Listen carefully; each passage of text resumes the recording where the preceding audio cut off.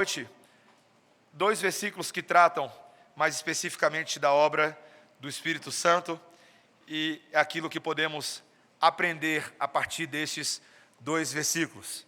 Então eu vou ler apenas os versículos 13 e 14 e eu peço que você preste bastante atenção nesses dois versículos. Apesar de serem apenas dois versículos, a quantidade de detalhes e riqueza realmente é impressionante. O texto diz assim: em quem também vós, depois que ouvistes a palavra da verdade, o evangelho da vossa salvação, tendo nele também crido, fostes selados com o Espírito, o Santo Espírito da promessa, o qual é o penhor da nossa herança, até ao resgate da sua propriedade, em louvor da sua glória. Essa é a palavra do Senhor. Abaixa a sua cabeça, vamos orar de novo.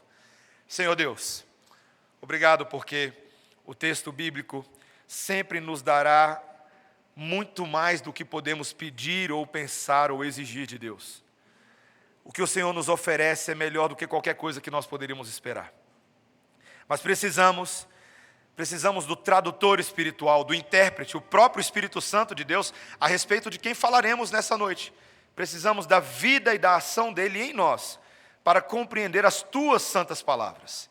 Então, ó Espírito Santo de Deus, sopra a tua verdade em nós, em nome de Jesus. Amém.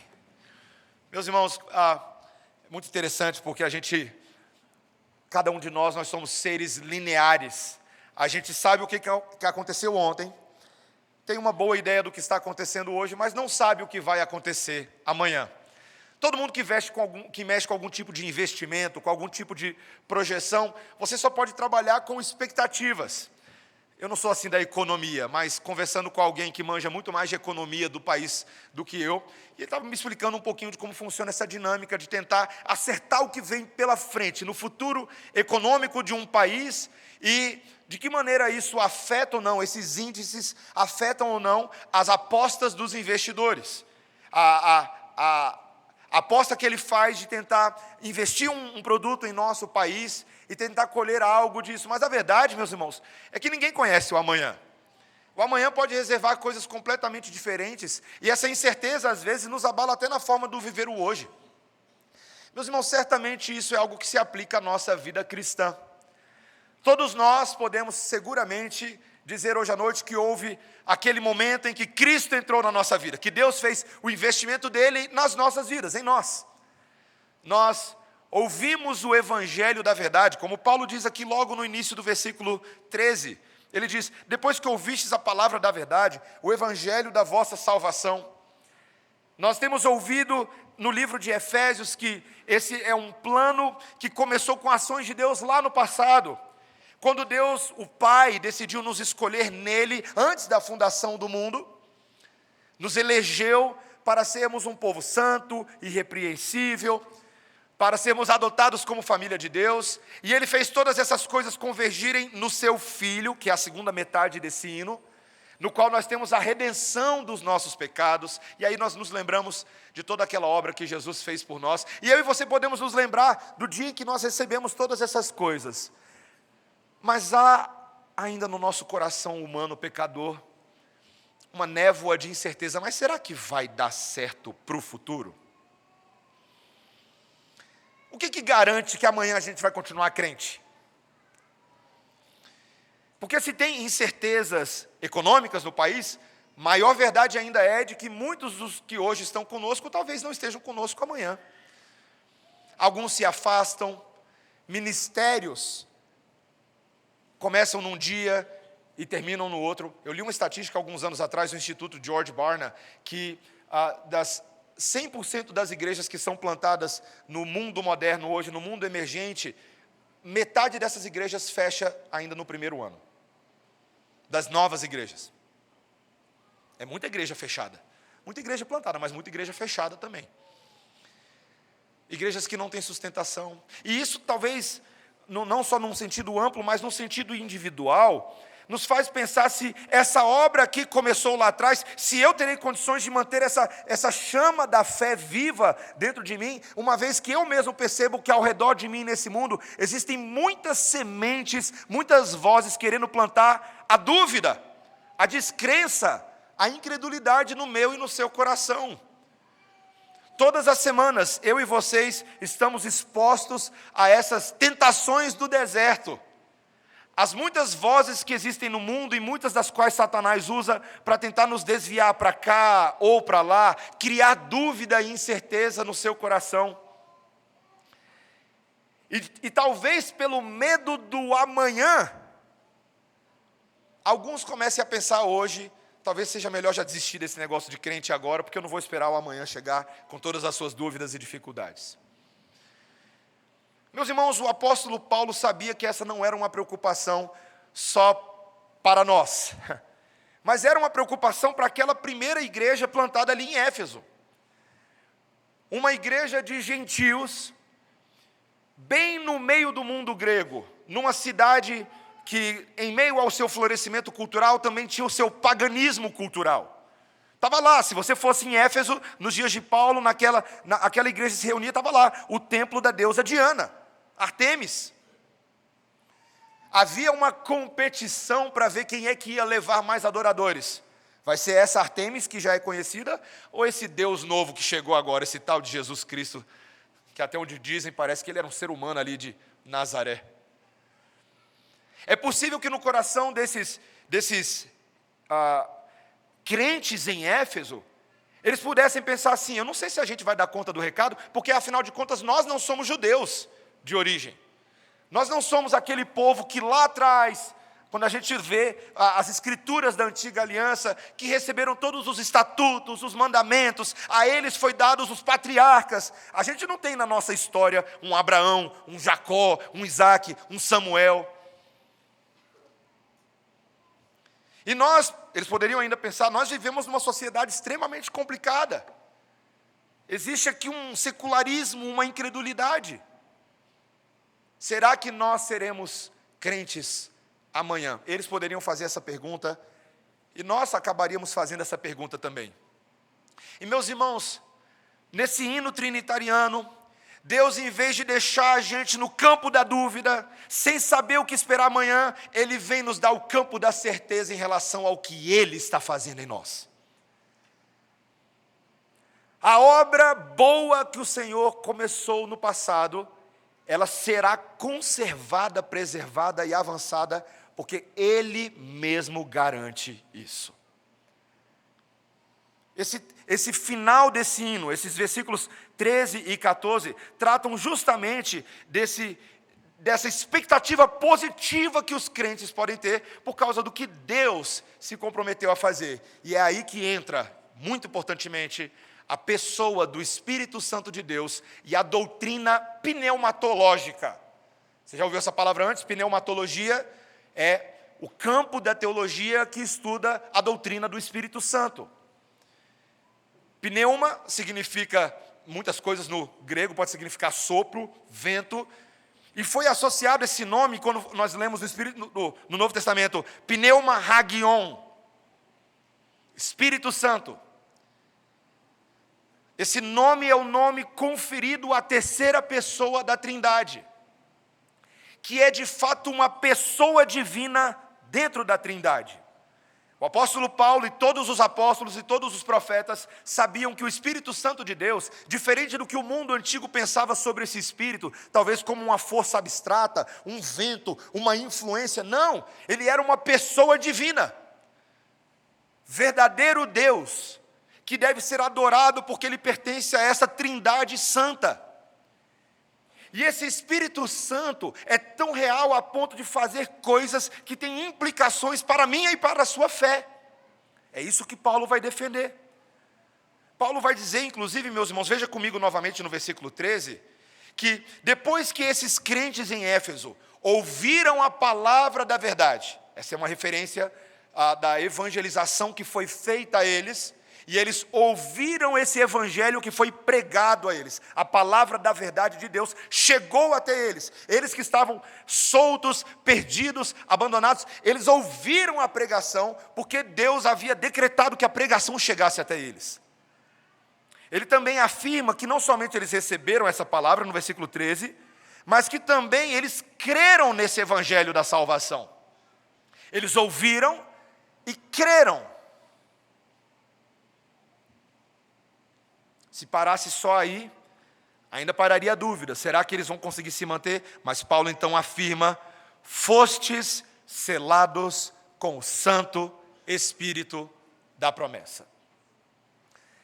Vocês receberam a palavra, mas na verdade vocês só puderam crer nessa palavra, porque esse crer não foi um ato humano, não foi a capacidade de absorver a boa nova de vocês, mas foi Deus que fez crer em vocês. Meus irmãos, a teologia do apóstolo Paulo é linda, porque eu precisaria aqui de uns 23 sermões para conectar esse com milhares de outros textos, nos quais o Espírito Santo faz, o apóstolo Paulo, pelo Espírito Santo, faz questão de nos ensinar que o próprio ato de crer é um ato que pode ser possível porque o Espírito Santo é quem faz isso em nós. Muitas pessoas creem em muitas coisas, mas crer nas coisas de Deus não é natural para mim e para você. A minha e a sua tendência natural não é crer em Deus, é descrer de Deus.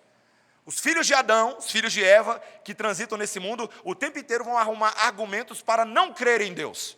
Eu tenho um desses amigos ainda da época da faculdade, que toda vez que me encontra, fala assim, ué, Mateus, você ainda crê em Deus? Eu falo, sim, ué. E aí ele vem com aqueles argumentos dele. Ah, mais isso, ah, mais aquilo. Vem falar de evolucionismo, vem falar de que a religião é uma criação humana, e todos os argumentos dele que eu já ouvi 1 milhão de vezes. E um dia eu tive coragem de virar para ele e falar assim, ô fulano, não adianta você argumentar, você pode argumentar o que for. A minha crença não está baseada na minha capacidade humana de apurar essas evidências e resolvê-las todas. A minha crença nasce no fato de que o Espírito Santo, antes de mais nada, age dentro de mim e transforma a minha crença.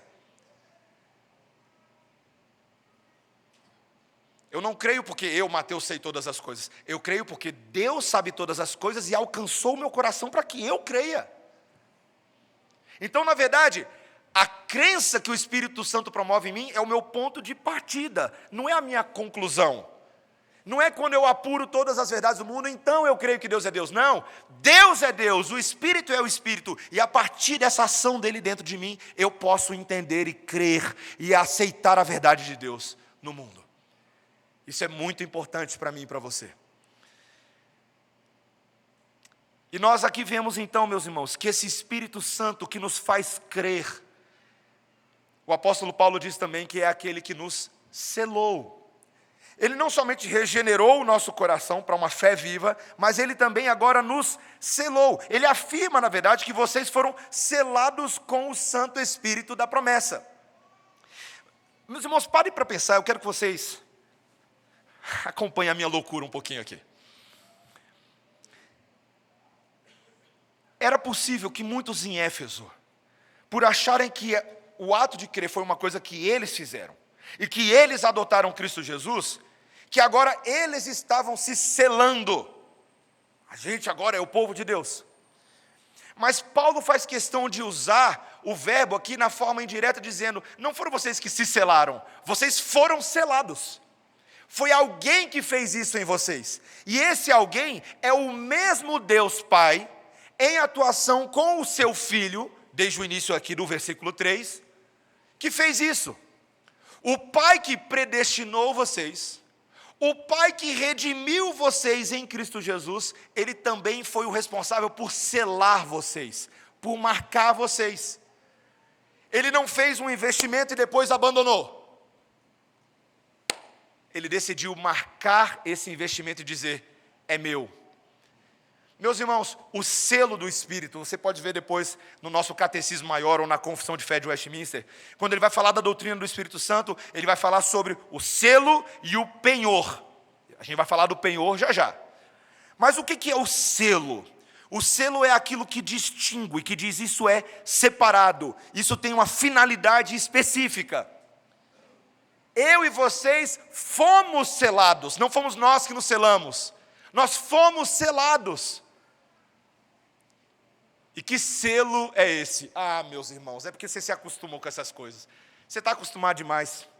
Então desacostuma, porque eu vou falar para você o que é esse selo.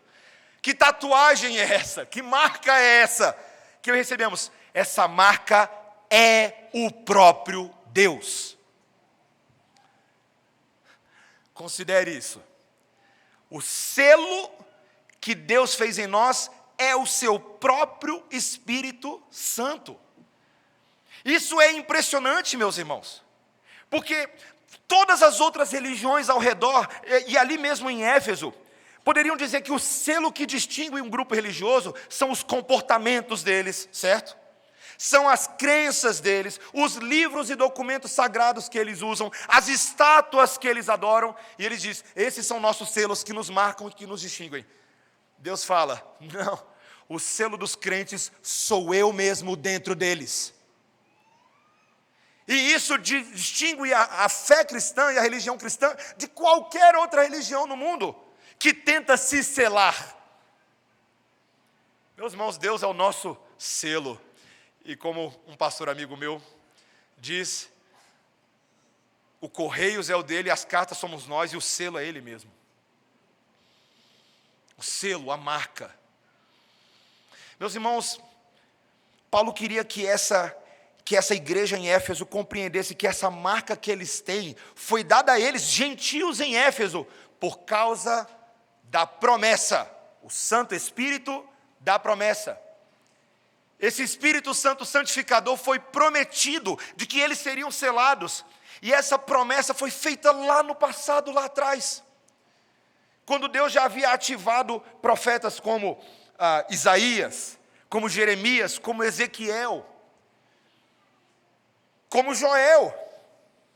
Ezequiel, por exemplo, ele disse no texto que nós lemos hoje, lá no capítulo 36, de que um dia Deus colocaria um novo coração dentro do seu povo. Não mais um coração de pedra, resistente e transgressor a Deus, mas um coração de carne, ensinável. Esse povo experimentaria algo novo. O próprio Ezequiel disse que o povo que era como um vale de ossos secos, receberia a pregação da palavra, e esse sopro de Deus, pela pregação da palavra, faria esses ossos ressuscitarem. Gente, aquela ali é uma cena louca, né? Aquela cena que os ossos vão se reconstituindo e vão sendo criados tendões e músculos, e essa era uma referência a uma promessa do sopro de Deus que viria. Joel, capítulo 2, versículo 28, ele disse que um dia os jovens, os velhos, teriam visões, teriam sonhos nos últimos dias. Eles receberiam um derramar especial da parte de Deus. E então, quando você lembra de tudo isso e chega lá em Atos capítulo 2, e você vê aquele festival de Pentecostes, em que havia gente de tudo que é canto, judeus da diáspora que estavam ali reunidos, e outras pessoas, especialmente aqueles 120 reunidos em adoração.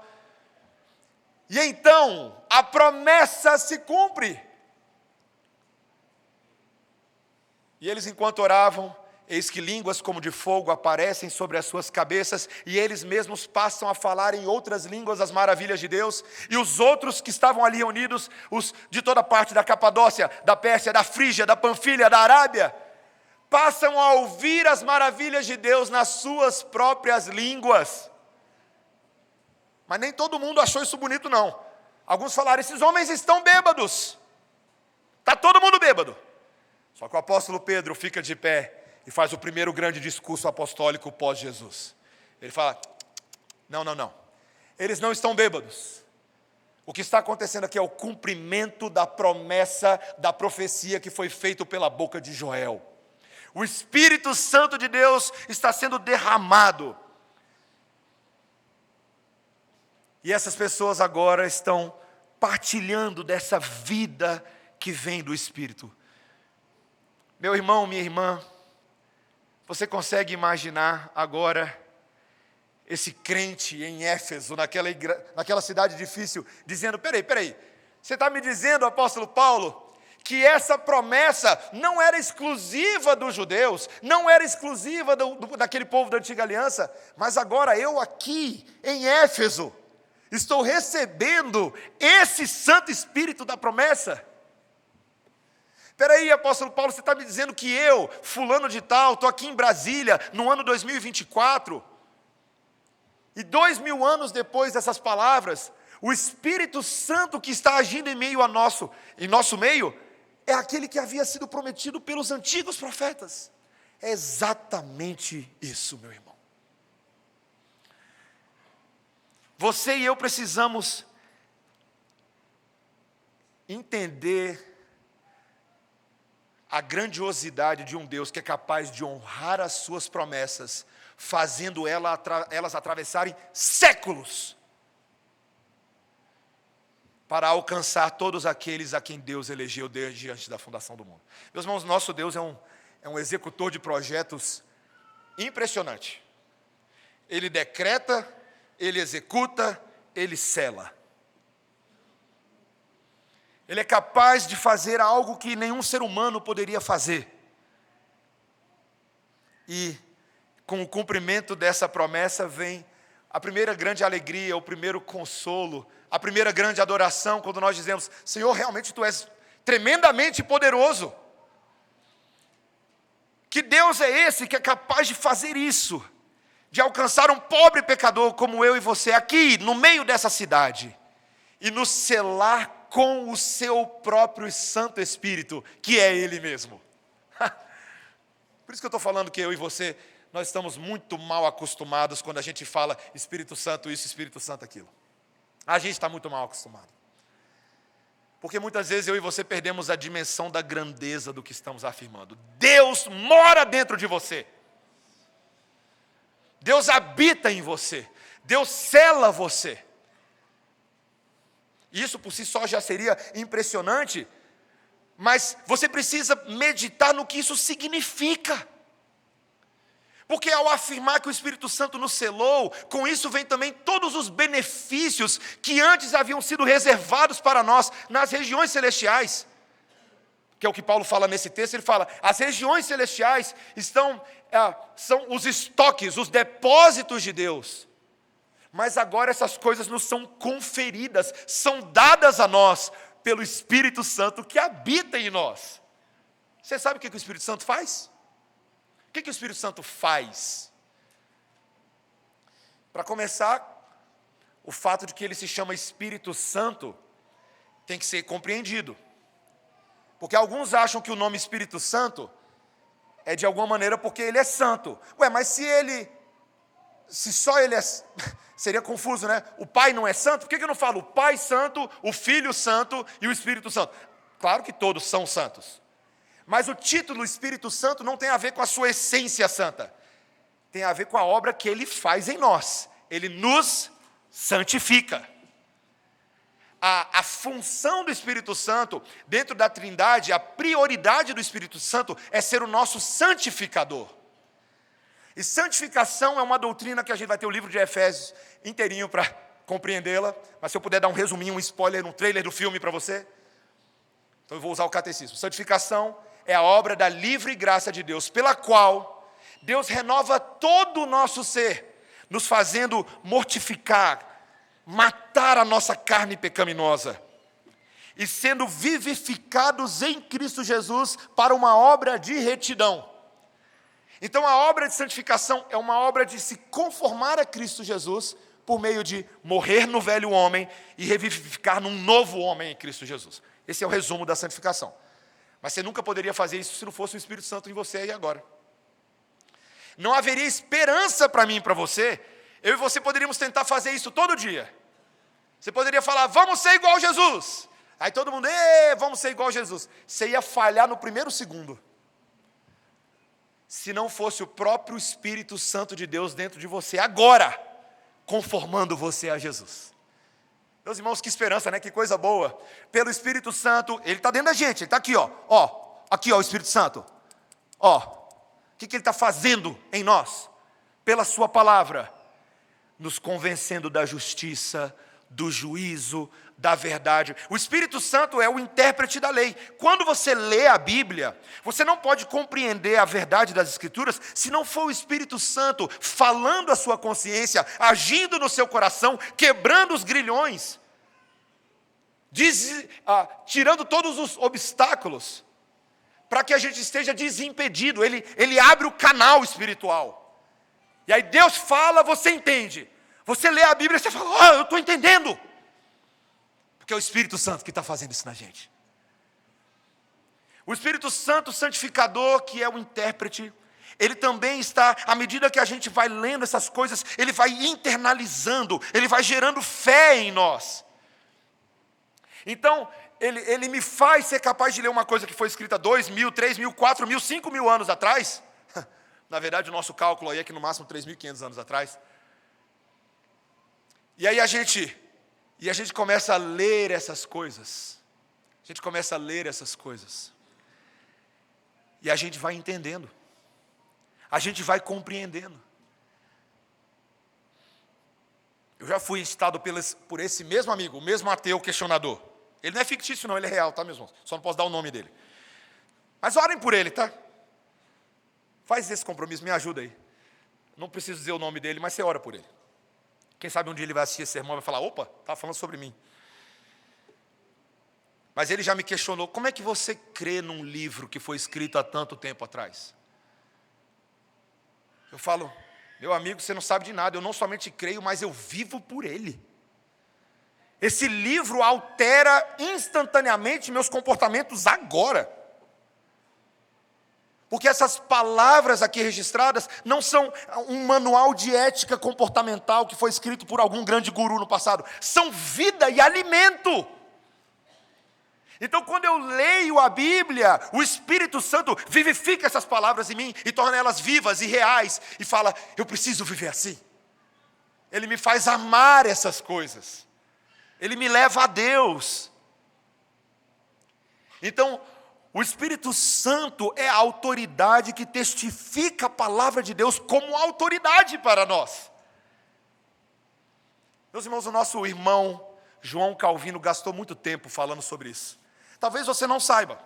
Talvez você ache que João Calvino levou o principal título de ser o teólogo da predestinação. E ele sim falou sobre predestinação, mas o verdadeiro apelido de João Calvino é teólogo do Espírito Santo. Nenhum teólogo na história da Reforma até aquele momento havia escrito tanto, falado tanto sobre a obra do Espírito Santo quanto João Calvino. Num trecho das Institutas, do terceiro livro, dos capítulos 6 a 10, que ficou conhecido depois como o trecho das verdadeiras marcas da vida cristã, alguns bons livros que você pode ler nesse assunto, João Calvino vai basicamente explicar que a obra do Espírito Santo é a de nos discipular, naquele chamado inicial de nos fazer seguir a Cristo por meio de negar a nós mesmos, tomar a cruz de Cristo sobre nós e seguirmos o Mestre. Ele fala que isso é uma obra do Espírito Santo.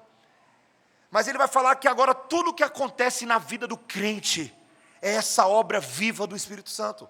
Ele apela para Paulo, ele cita Gálatas capítulo 2, quando Paulo disse, agora já não sou eu mais quem vive, mas Cristo vive em mim. E a vida que agora eu vivo na carne, eu vivo pela fé no Filho de Deus. Tudo que eu faço, tudo que eu falo, tudo que eu penso, tudo que eu sinto, tudo que eu planejo, eu quero agradar a Deus. E só o Espírito Santo de Deus pode me levar a viver assim. Meus irmãos, a vida no Espírito Santo é real. E esse Espírito santificador, consolador, tradutor, intérprete, ensinador, ele também é o Espírito Santo que conforta o nosso coração nos momentos mais difíceis. Quando a incredulidade nos assedia, quem é que garante que a gente não vai se perder? Nesse momento, o Consolador, o Confortador. Quando Jesus prometeu em João capítulo 14, versículo 26, e João capítulo 15, versículo 26, que ele iria para o Pai, aqueles discípulos provavelmente ouviram aquelas palavras, falaram, Senhor, você vai embora. E Jesus literalmente vira para eles e fala, não fiquem preocupados, porque eu vos enviarei da minha parte, o Pai enviará e eu também, o Consolador, o Paráclito. A palavra Paráclito, que é a palavra, que é o título do Espírito Santo, o ajudador, aquele que vem para ao nosso lado, Cleto, aquele que nos ajuda, que nos leva, que nos conduz, que fala a nós. O Espírito Santo é capaz de me dar fé, consolo e esperança nos momentos onde essas coisas são atacadas. Então quem sustenta a fé, quem dá fé, é o Espírito Santo. e Ele tem o máximo interesse que eu e você abracemos a fé. Com essa fé vem a certeza do amor de Deus. Quantas vezes a gente está sentindo falta do amor e de ser amados, e aí o Espírito Santo nos lembra pela palavra que Deus nos ama a tal ponto de ter enviado o seu único Filho, para que todo aquele que nele crê não pereça, mas tenha a vida eterna. Aí você lembra, Jesus me ama, Deus me ama, e o Espírito Santo me ama. O Espírito Santo é capaz de alegrar o nosso coração quando as circunstâncias são circunstâncias de tristeza.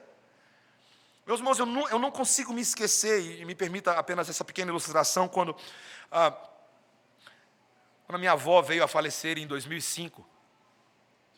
E eu já contei esse exemplo antes, mas a gente estava no quarto de hospital dela, ela com câncer, e nós estávamos todos ali, tinha uma enfermeira conosco, e naquele momento a minha avó já fraquinha, a gente tocava para ela já fraquinha, e ela vira e pede alguns cânticos para que nós tocássemos no funeral dela. Conversa difícil, né, meus irmãos?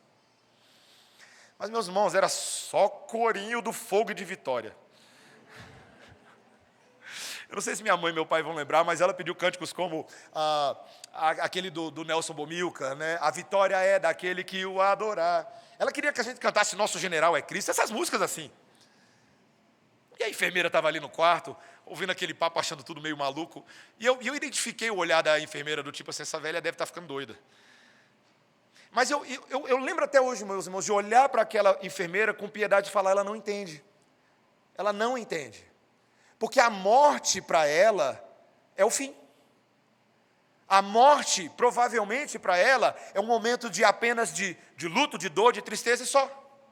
Mas se ela tivesse a cabeça da minha avó, e o Espírito Santo que nesse momento está atuando no corpo da minha avó, apesar do câncer dela, ela saberia que minha avó não está doida. Quem está certo é a minha avó. O Espírito Santo é capaz de pegar os momentos de maior angústia, dor e aflição do corpo e transformar esses momentos em exultação, celebração e alegria.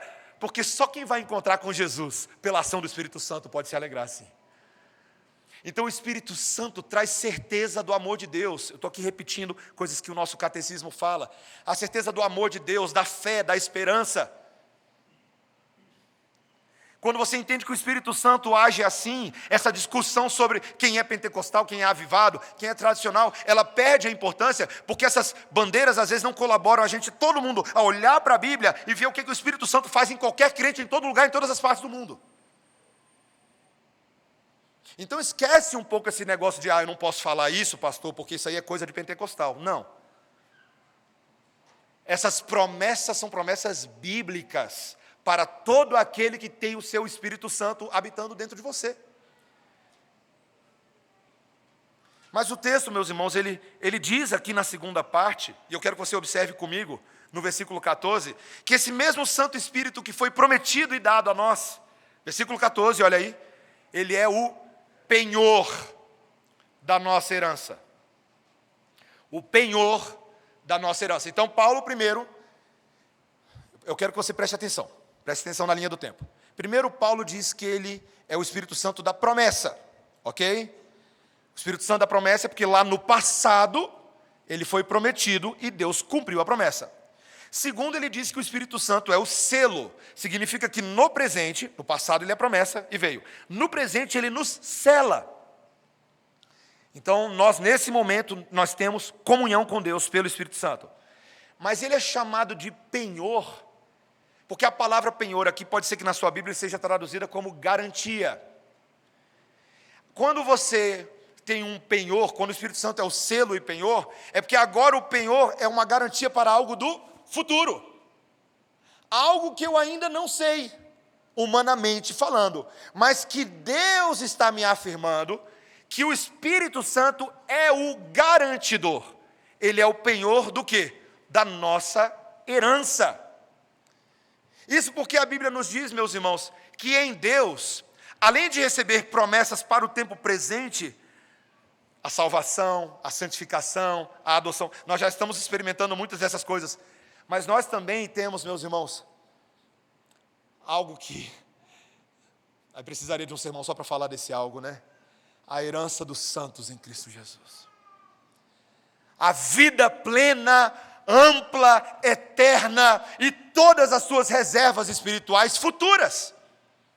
Que dependendo da maneira como você ouve, você fala assim, cara, é bonito demais até para acreditar que isso é verdade. Você vai me falar mesmo que eu vou para uma Jerusalém celestial? Você vai me falar mesmo que vai ter um dia que eu não vou ter pecado nenhum, que toda lágrima vai ser enxugada, que novos céus e nova terra vão ser fundidos? Você vai me falar mesmo que no céu não vai ter bandeira de igreja, que vai todo mundo feliz, juntinho cantando Kumbaya, my Lord? Que nós seremos uma família sem brigas entre nós. Não vai ter eu sou de Paulo, eu sou de Apolo, eu sou de Cefas. Não, um só povo, um só Espírito, um só batismo, um só Deus. A herança dos santos. A igreja do Senhor. Cara, isso é bonito demais para ser verdade. Será que é verdade? O Espírito Santo é o nosso penhor. O penhor, o garantidor de que nós que já possuímos o Espírito Santo hoje, seremos preservados e conduzidos para receber o todo dessa herança. Tudo o que Deus reservou para nós, nós teremos. Por quê? Porque o Espírito Santo é o penhor. Então, meus irmãos, existe uma escatologia, um olhar para frente, um olhar para o objetivo de Deus. Seria muito difícil acreditar nessas coisas, mas Deus colocou dentro de nós o garantidor. E é interessante, meus irmãos, porque na teologia, os teólogos entendem que a palavra aqui utilizada, penhor, ela tem uma característica monetária também. Esse penhor é como se fosse o primeiro pagamento, o sinal de entrada. Quando você vai comprar um imóvel, você vai adquirir um bem, muitas vezes você tem que dar um sinal, não é, para garantir a negociação? E uma vez garantido aquele sinal, aquele dinheiro, aquele valor, aí o cara fala, agora vamos conversar. Então, agora podemos caminhar para frente. Eu e você não estamos ainda no céu pleno, mas de uma certa forma o céu já está morando dentro de nós. Porque se o Espírito Santo de Deus está morando dentro de você agora, e Cristo Jesus já morreu por você para perdoar os seus pecados, e já ressuscitou para a vida eterna, e deu o Espírito Santo dentro de você, meu amigo, é a garantia de que tudo que Deus disse na sua palavra que ainda vai acontecer, e que tudo que Deus disse na palavra que você vai receber, porque Deus já está em nós. Aleluia! Meus irmãos, o Espírito Santo é o penhor, é o sinal de entrada. Às vezes o pessoal acha que eu falo de brincadeira, e tem alguma brincadeira nisso, mas quando eu falo que Deus tem um projeto Minha Casa, Minha Vida, é real, meus irmãos. Isso é mais real do que o que a Caixa Econômica, que o governo possa oferecer para você. Jesus disse, eu vou para o Pai preparar as moradas. Será que os discípulos estavam entendendo que aquilo era real? Que aquilo era verdadeiro? Que nós estaremos na presença de Deus? Como é que eu posso crer nisso? Está aqui o sinal de entrada, está pago. Pum! Espírito Santo dentro de vocês. Deus já está resolvendo a nossa ida para lá. Então nós receberemos tudo, toda a herança. Mas, meus irmãos, e eu caminho aqui para o final, não é somente nós que receberemos o que nos é devido, mas Deus também vai receber o que é devido a Ele. Porque o texto diz, até ao resgate da sua propriedade, em louvor da sua glória. Olha, presta atenção, e aqui é o final do sermão. Ele diz, o Espírito Santo é o penhor da nossa herança, mas em relação a Deus, Ele também é o garantidor de que Ele vai resgatar aquilo que é a propriedade dEle, para o louvor da glória dEle. E, meus irmãos, que propriedade é essa? Nós somos. Eu e você. Nós seremos, de fato, finalmente resgatados por Deus, porque nós somos a propriedade bendita do Senhor. Ao morrer por nós, Cristo Jesus nos fez dele.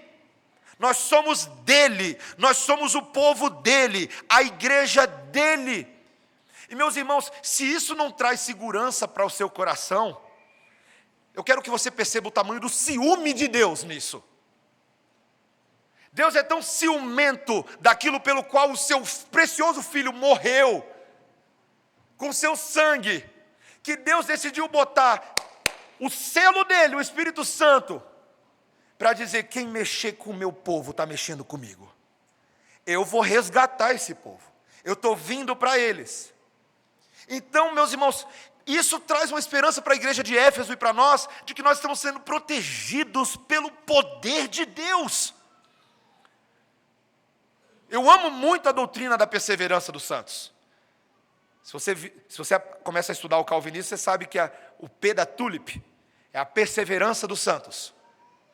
E eu amo falar dela porque ela diz que nós, os crentes, seremos capazes de perseverar até o final. Mas o pastor R.C. Sproul, no seu livro O que é Teologia Reformada, ele sugere que a gente pode usar uma expressão melhor do que perseverança dos santos, mas a preservação dos santos. Porque perseverança dos santos parece dizer respeito à minha capacidade de conseguir me manter crente até o final.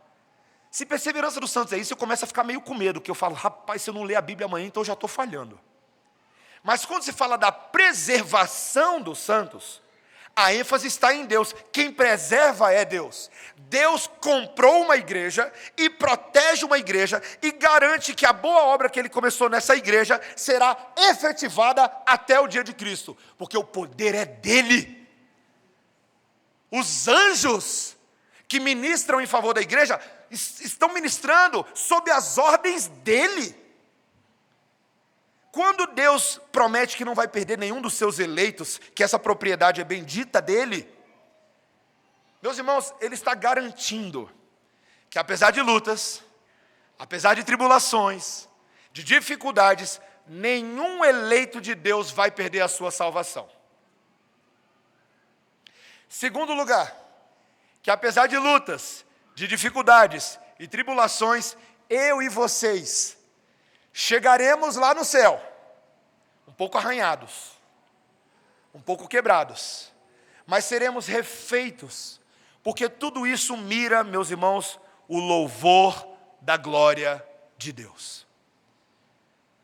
Toda essa obra, tudo o que Ele está fazendo, o resgate, o penhor, o Espírito Santo, Cristo Jesus, o Redentor, e a sua própria predestinação, miram naquilo que é repetido 3 vezes nesse hino trinitariano: para o louvor da glória da graça de Deus. Se é para o louvor da glória de Deus, Ele vai fazer isso de forma perfeita. Ele vai garantir, porque Ele conhece o passado, o presente e o futuro, e Ele decretou o que haveria de acontecer no passado, no presente e no futuro, de que essa igreja será apresentada imaculada, como uma joia perfeita, uma noiva recalchutada pelo Espírito Santo, no dia de Cristo, para as bodas celestiais. Eu quero fazer uma aplicação para terminar o meu sermão, para mim e para você, que quando Satanás tentou Jesus no deserto, a tentação foi real. E a semelhança de Cristo, eu e vocês seremos múltiplas vezes tentados a achar que a nossa fé nesse mundo não é capaz de resistir. Existem pessoas nesse momento no mundo que estão contando os dias no relógio para a extinção do cristianismo. Eu ouvi entrevistas essa semana que eu não acreditei. Gente aqui no nosso país, autoridades, dizendo que os dias dos cristãos estão chegando ao fim, em tom de genocídio, tá? Do tipo assim, temos que acabar com esse negócio de evangélico, temos que acabar com esse negócio de cristão que está atrapalhando nossos projetos de governo, de economia. Pessoas que acham que está havendo um esfriamento na igreja, e em alguma medida de fato está havendo, porque faz parte dos sinais desses últimos dias que nós estamos vivendo, uma camada de esfriamento numa parcela da igreja, aquilo que muitas vezes nós também chamamos de a grande apostasia. E aí eu e vocês ficamos olhando essas águas turbulentas e falando: nosso barco vai afundar, Jesus. E aí você se lembra que não somente Jesus está dentro do nosso barco, mas o Espírito Santo é o piloto do barco. Tem tempestade nesse mundo, mas Deus garante que o nosso barco vai atravessar as águas turbulentas. Como aquela cena maravilhosa do final da trilogia do Senhor dos Anéis, quando Bilbo e Frodo, enfim, se reencontram, depois de terem passado pelas maiores agruras diante dos olhos de Sauron, e foram libertos, e a vitória veio. E no final daquele lindo livro e daquele filme, a eles foi dado o privilégio de entrar no barco dos elfos e entrar para dentro de Valinor, aquela terra que não havia sido tocada pelo pecado dos homens, que naquele livro, naquela ficção de Tolkien, era uma representação da vida eterna. Eu não sei se você assistiu o filme, mas a cena final é tão bonita. Eles entram no barco e de repente abre no horizonte aquele luzeiro branco. E o rosto desses pequenos hobbits, tão pequenininhos, pequenos anões, sendo condecorados como príncipes e reis, recebendo algo que eles nunca poderiam receber. Eles entram ali. O que é interessante de Senhor dos Anéis é que é apenas uma ficção. Eu e vocês veremos isso de verdade. Não vai ter hobbit. Não vai ter elfo.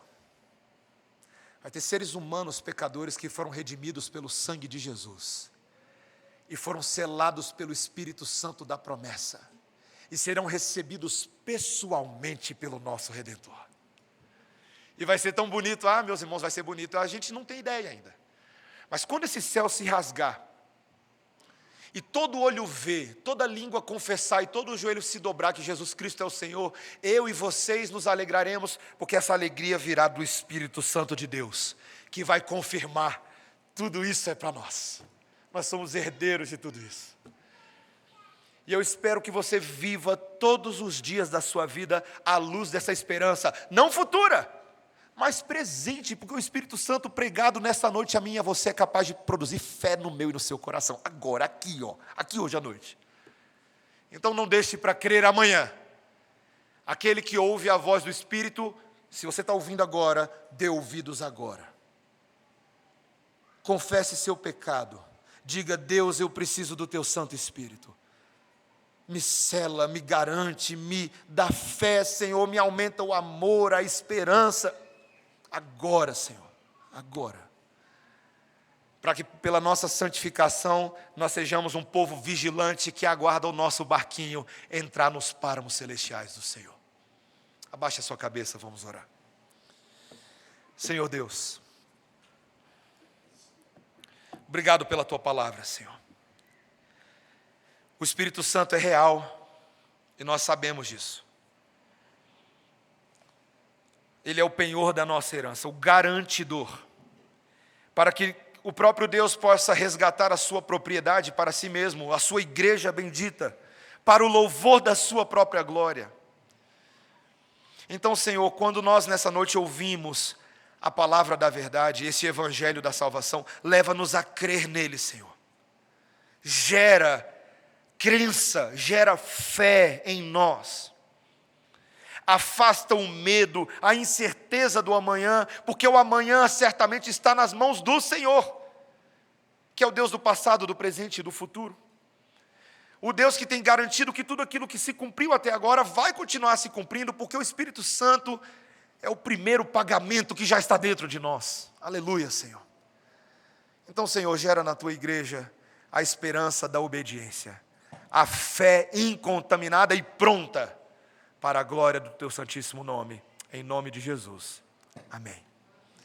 Vamos ficar de pé, vamos cantar com a nossa